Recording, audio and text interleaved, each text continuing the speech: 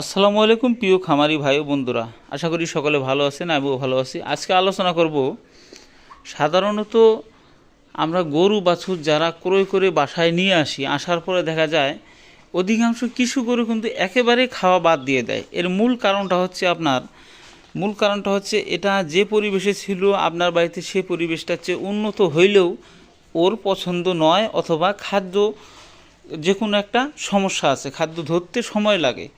এর সমাধান কি, কীভাবে এর সমাধান করবেন এবং গরু আনার পরে সে খাবেই এই নিশ্চিত করবেন কীভাবে, সে সম্পর্কে আলোচনা করব এই ভিডিওতে। সেটি হচ্ছে, আপনার গরু আনার পরে দেখবেন যে গরুটা না খাচ্ছে বা খাচ্ছে কম, সেক্ষেত্রে আপনি করবেন কি, একটা ববিভেট 100 গ্রামের একটা পাউডার ববিভেট নেবেন। ববিভেটটা নেওয়ার পরে হালকা কুসুম গরম পানিতে সেই ববিভেটটা কিন্তু আপনি গুলিয়ে নেবেন, যেটা সহ্য পায় আর কি, সেই ধরনের গরম পানি। সেই ববিভেটটা দেওয়ার পরে আপনার সম্পূর্ণ ববিভেটটা খাইয়ে দেবেন।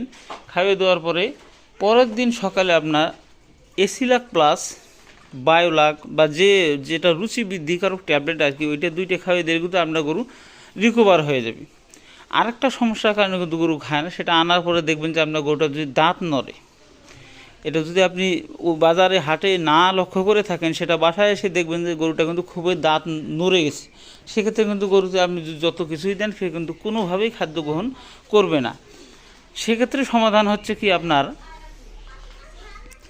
এই এক ভিডিওতে 2 সমাধানই আমি বলতেছি। সেই ক্ষেত্রে সমাধান হচ্ছে আপনার ভিটামিন B1 B2 ট্যাবলেট গুঁড়ো করে দাঁতের গোড়ায় লাগাতে পারেন, অথবা মানুষ যে ভ্যাসলিন ব্যবহার করে সেই ভ্যাসলিনটা এবং বরিক পাউডার, যেটা আপনার ক্যারাম বোর্ড খেলান, সেই ধরনের বরিক পাউডার মিশ্রিত করে কিন্তু দাঁতের গোড়ায় লাগাইতে পারেন। এর পাশাপাশি কিন্তু আপনার ফসকাল ডিবি 2টা করে খাওয়াইলে কিন্তু আপনার গরুটা রিকভার হয়ে যাবে। কাজেই আমি খামারে যা ঘটে থাকে আপনাদের জানানোর কিন্তু সবই চেষ্টা করি। ধন্যবাদ সকলকে। আসসালামু আলাইকুম।